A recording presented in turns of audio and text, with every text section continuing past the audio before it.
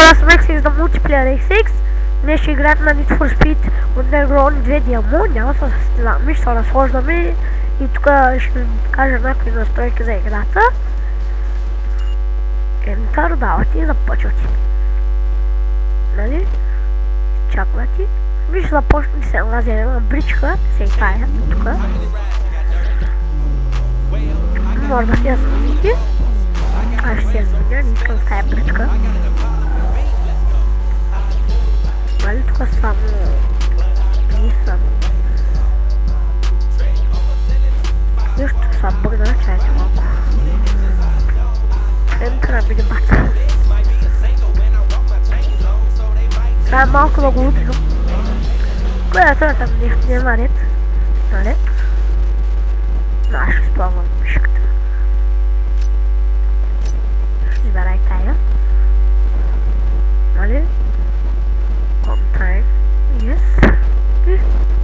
Ще чаквате. Тук аз че нямам оригиналната версия на Underground 2, но сега ми се цъка просто на демото. Нали, тук ще се разходим малко. Нали, от M картата тук може да се включите GPS-а, например, до дрифта. Yes. И те изследвате стрелката. Нали, ако сте далеко, може и до гаража. Ще аз не знам, да взема друг тело. Тук пак е по-пряко. Нали, тук идвате, айде,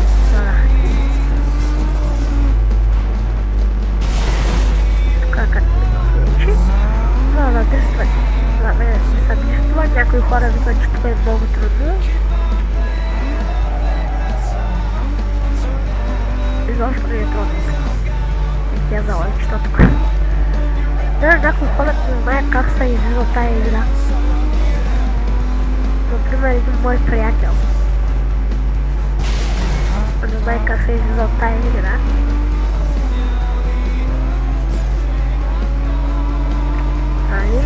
Той повечето играе в Mafia 2, компа му и бъгъв, защото има Windows XP. Тук може да се състезавате на лева, тук да рече Enter.